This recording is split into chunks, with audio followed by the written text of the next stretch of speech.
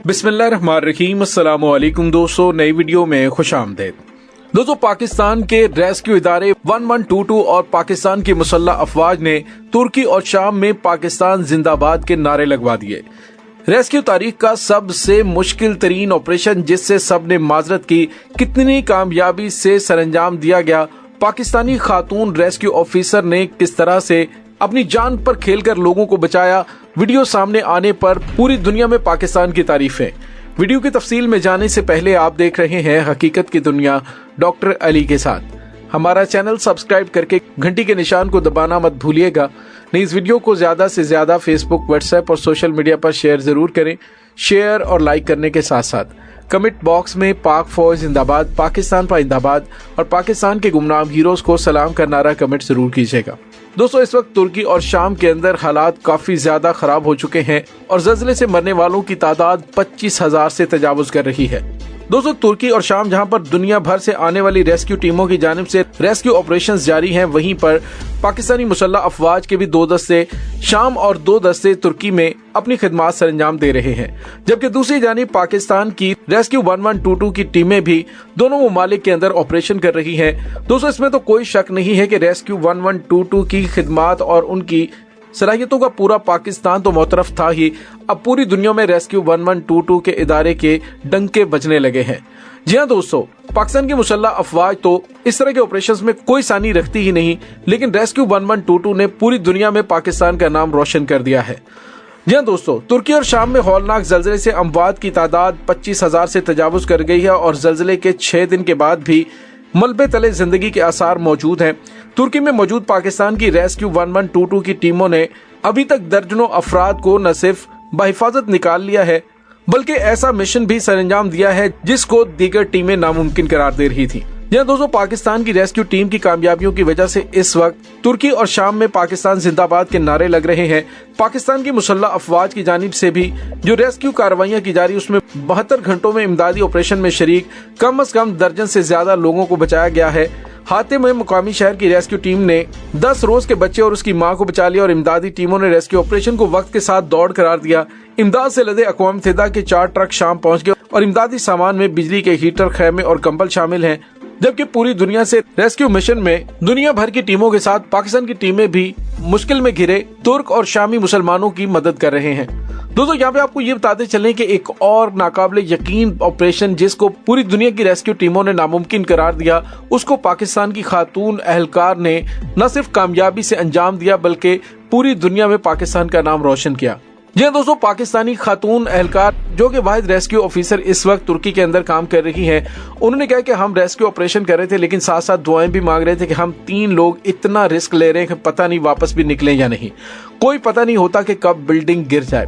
ये अल्फाज तुर्की में ज़लज़ले के बाद सर्च एंड रेस्क्यू खिदमात सरंजाम देने वाली पाकिस्तानी टीम की वाहिद खातून दीबा शहनाज के हैं, जिन्होंने अदयमान में एक पुरखतर ऑपरेशन के बाद एक 50 साल खातून को बाहिफाजत मलबे के नीचे से निकाल लिया। दोस्तों, वाज़ेह है कि तुर्की और शाम में सोमवार को आने वाले ज़लज़ले के बाद अब तक मरने वालों की तादाद 25,000 से तजावुज कर चुकी है और इस ज़लज़ले के बाद मुतअद्दिद अफराद ऐसे थे जो इमारतों के मलबे तले दबे हुए थे। उन अफराद की तलाश करने और बाहिफाजत निकालने के लिए बड़े पैमाने पर सर्च एंड रेस्क्यू ऑपरेशन का आगाज किया गया था।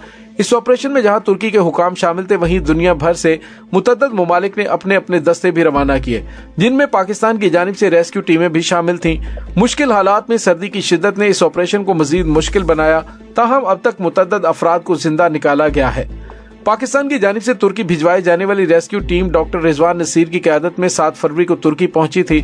दीबा शहनाज अख्तर पाकिस्तान रेस्क्यू टीम अक़वाम मुत्तहिदा की INSARAG certified urban search and rescue team की वाहिद रुकन मेंबर हैं, जिन्होंने रेस्क्यू 1122 को 2006 में ज्वाइन किया था। इंसराग अक़वाम मुत्तहिदा का एक ज़ैली इदारा international search and rescue advisory group का मुखफ़फ़ है। दोस्तों, तुर्की में पाकिस्तानी रेस्क्यू टीम के साथ वो बहैसियत लिजान ऑफिसर और सेक्टर इंचार्ज ऑपरेशन में हिस्सा ले रही हैं। दीबा शहनाज रेस्क्यू 1122 की कम्युनिटी ट्रेनिंग और इन्फॉर्मेशन विंग को लीड करती हैं। ताहम आदियामान में उन्होंने एक पुरखतर और पेचीदा रेस्क्यू ऑपरेशन की सरबराही करते हुए एक 50 साल खातून को रेस्क्यू किया।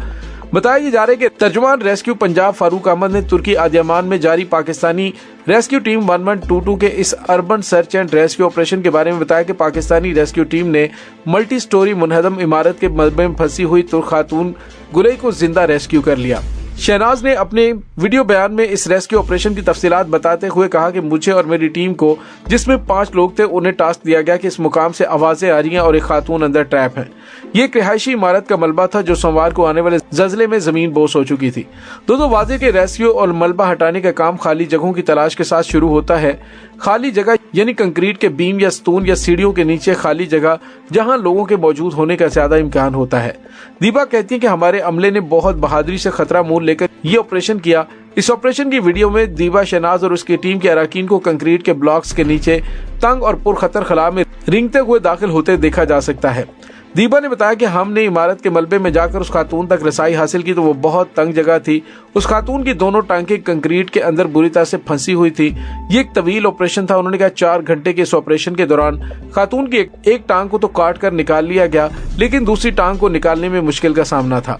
उन्होंने कहा कि हम अंदर कटर इस्तेमाल नहीं कर रहे थे क्योंकि इमारत के मलबे की हालत मुस्तहकम नहीं थी, सतह हिल रही थी, इसलिए उन्होंने कहा कि हमारे ऊपर भी कंक्रीट था। हमने आपस में मशवरा किया कि एक रास्ता यह है कि इस टांग को भी काट दिया जाए। हमने तुर्की के महकमा सेहत से राब्ता किया और डॉक्टर्स को भी बुलवा लिया गया, लेकिन हमारी कोशिश थी कि हम उनकी टांग को भी बचाएं और उनको भी निकाल लें ताहम वो माजूर ना हो। उन्होंने कहा यकीन जाने हम ऑपरेशन कर रहे थे, लेकिन साथ साथ दुआएं भी मांग रहे थे कि हम 3 लोग इतना रिस्क ले रहे हैं, पता नहीं वापस भी निकलेंगे या नहीं, कोई पता नहीं होता कि बिल्डिंग गिर जाए।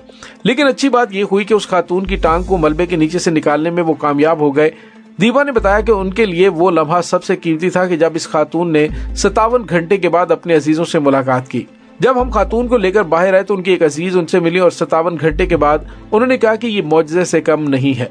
दोस्तों, यहाँ पे आपको ये भी बताते चलें कि ज़लज़ले से सबसे ज्यादा मुतासिर होने वाले इलाकों में कुछ अफराद का ये कहना भी है कि यहाँ रेस्क्यू और मदद का काम सुस्त है। बाज लोगों को अपने करीबी अजीजों को तलाश में अपने हाथों से मलबा हटाना पड़ा।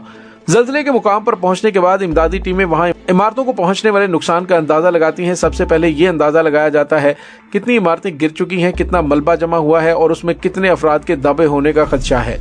ऐसे में रेस्क्यू और मलबा हटाने का काम खाली जगहों की तलाश के साथ शुरू होता है। जिस तरह मैंने पहले बताया कि खाली जगह का मतलब यानी कंक्रीट के बीम या सतून या सीढ़ियों के नीचे खाली जगह लोगों के यहाँ मौजूद होने का ज्यादा इम्कान होता है। इस दौरान जब रेस्क्यू टीमों के रजाकार जिंदा बच जाने वालों तक पहुंचने की कोशिश करते हैं तो इमदादी कारकुन इमारतों के मलबे में होने वाली नकलो हरकत पर नजर रखते हैं और यहाँ से आने वाली आवाजों को बहुत गौर से सुनते हैं। जो इमारत मुकम्मल तौर पर मुनहदम हो चुकी होती है वहाँ लोगों की तलाश बाद में की जाती है क्योंकि यहाँ किसी के जिंदा बचने के इम्कानात न होने के बराबर होते हैं। रेस्क्यू टीम का सारा काम एक एजेंसी के जरिए मरबूत होता है। इसमें आम तौर पर अक़वाम मुत्तहिदा के साथ मुतासरा ममालिक भी शामिल होते हैं। रेस्क्यू टीम को एक साथ या एक बड़े यूनिट के तौर पर काम करने की खुसूसी तरबियत दी जाती है और कई मुकामात पर मुकामी लोग भी उनकी मदद के लिए आते हैं। रेस्क्यू टीमें मलबा हटाने के लिए भारी मशीनरी का इस्तेमाल कर रही है। इसमें खुदाई के लिए भारी मशीनें डैगर से लेकर हाइड्रोलिक जैक तक इस्तेमाल होते हैं। इमारत के बाहर गिरने वाले कंक्रीट की स्लैबों को हटाने के लिए खुदाई करने वाली मशीनें इस्तेमाल की जाती हैं ताकि रेस्क्यू टीमें अंदर दबे हुए लोगों की हालत का बगौर जायजा ले सकें। इसके अलावा रेस्क्यू टीमों को मलबे के दरमियान खाली जगहों पर एक लचकदार खंबे के जरिए वीडियो कैमरा तक पहुंचाना पड़ता है जिससे दबे लोगों को तलाश करना कदरे आसान हो जाता है। इसके अलावा आवाज के खुसूसी आलात भी रेस्क्यू टीमों के पास मौजूद होते हैं जो चंद मीटर के दायरे में हल्की सी आवाज को भी पकड़ लेते हैं। इसके साथ मलबे में फंसे लोगों की आवाजें सुनने की कोशिश करते हैं। इस दौरान काफी खामोशी दरकार होती है।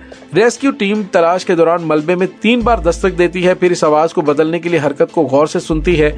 इस दौरान कार्बन डाइऑक्साइड का पता लगाने वाले अफराद का भी इस्तेमाल किया जाता है जो बेहोश हो चुके होते हैं। ये तरीका भी ज्यादातर तंग जगहों पर इस्तेमाल होता है। अगर किसी जगह कार्बन डाइऑक्साइड की कसरत ज्यादा है तो इसका मतलब है कि यहाँ फंसे हुए लोग अभी तक जिंदा हैं और सांस ले रहे हैं। रेस्क्यू टीम थर्मल इमेजिंग के जरिए भी आलात इस्तेमाल करती हैं। इसे रेस्क्यू टीम की जगह से अलग से इस्तेमाल किया जाता है क्योंकि जिस जगह जिंदा लोग फंसे होते हैं वहाँ का दर्जा हरारत उनके जिस्म की गर्मी की वजह से मामूल से ज्यादा होता है। कुत्तों में सूंघने की चूंकि जबरदस्त सलाहियत होती है इसलिए रेस्क्यू टीमें इन जगहों पर लोगों की तलाश के लिए इस्तेमाल करती हैं जहां भारी मलबे की वजह से किसी के जिंदा होने का अंदाजा लगाना मुश्किल होता है। इसके अलावा कुत्ते बहुत तेजी से एक बड़े इलाके का अहाता कर सकते हैं जिससे रेस्क्यू और बचाव के कामों में तेजी आ जाती है। दोस्तों, इसके बाद बात करें इमारतों के भारी ब्लॉक्स और स्लीब हटाने के बाद रेस्क्यू टीमें अपने हाथों और छोटे औजारों से मलबा हटाना शुरू कर देती हैं। इनमें हथौड़े, बेलचे, चैन, आरियों के साथ बेलचे, डिस्क कटर और लोहा काटने वाले औजार शामिल हैं। इनके जरिए लोहे की सलाखों और कंक्रीट को काट कर निकाला जाता है। रेस्क्यू टीमें अपनी हिफाजत के लिए हेलमेट और दस्ताने जैसी चीजों का भी इस्तेमाल करती हैं ताकि खुदाई और मलबा हटाने के दौरान सर और हाथों में चोट ना लगे। ताहम तुर्की के बाज़ इलाकों में जहां भारी मशीनरी की कमी के बायस इमदादी कार्रवाइयां सुस्त रवि का शिकार हैं, मुकामी लोग अपने हाथों से मलबा हटाने में मदद कर रहे हैं। दोस्तों, बहरहाल अभी भी अमवात की तादाद बढ़ने का खदशा है, लेकिन पाकिस्तान की मुसल्लह अफवाज पाकिस्तान की रेस्क्यू 1122 की जानिब से पाकिस्तान जिंदाबाद के नारे लगवाए जा रहे हैं। बेशक पाकिस्तान के ये वो हीरोज हैं जो पूरी दुनिया में पाकिस्तान का नाम सरबुलंद कर रहे हैं, जो अपनी जान हथेली पर रख कर मुसीबत में फंसे हुए लोगों की मदद कर रहे हैं। अल्लाह ताला इन तमाम जवानों की हिफाजत फरमाए। पूरी पाकिस्तानी कौम की जानिब से हम उन्हें खराज तहसीन पेश करते हैं। दोस्तों, रेस्क्यू एहलकारों की खिदमत के लिए आप भी कमेंट सेक्शन में अपने ख्यालात का इजहार जरूर करें। डॉक्टर अली को इजाजत दीजिए, इंशाल्लाह बहुत जल्द मिलते हैं एक नई वीडियो में। तब तक के लिए अपना बहुत सारा ख्याल रखिएगा। पाक फौज जिंदाबाद, पाकिस्तान पाइंदाबाद, पाकिस्तान के गुमनाम हीरोज को सलाम। अल्लाह वारिस।